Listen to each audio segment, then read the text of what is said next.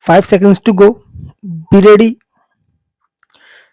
The liability of the directors, the controlling authorities of company in a corporate criminal liability is elaborately considered by this court in the case of Sunil Bharti Mittal.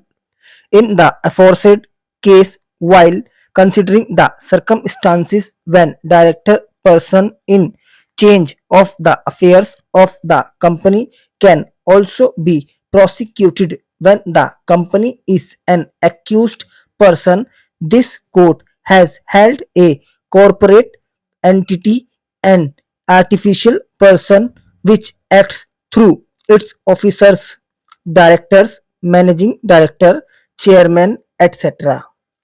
If such a company commits an offense involving mens rea, it would normally be the intent and action of that individual who would act on behalf of the company.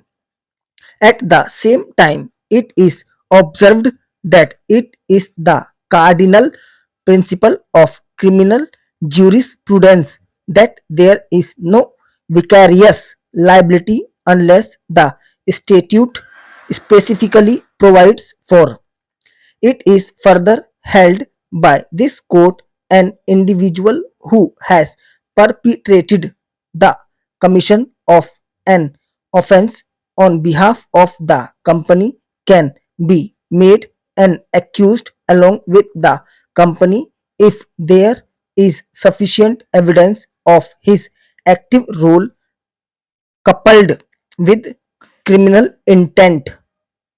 Further, it is also held that an individual can be implicated in those cases where statutory regime itself attracts the doctrine of vicarious liability by specifically incorporating such a provision. Though there are allegations of negligence on the part of hotel and its officers who are in charge of the day-to-day affairs of the hotel. So far as appellant accused number 2 Shiv Kumar Jatia is concerned, no allegation is made directly attributing negligence with the criminal intent attracting provisions under section 336 338 read with section 32 of IPC. Taking contents of the final reason and justification to proceed against him only on ground that he was the managing director of Miss Asian Hotel North Limited, which runs Hotel Hyatt Regency. The mere fact that he was chairing the meetings of the company and taking decisions by itself cannot directly link the allegation of negligence with the criminal intent so far as appellant accused number 2 applying the judgment in the case of Sunil Bharti Mittal. We are of the view that the sad view expressed by this court supports the case of appellant accused number 2.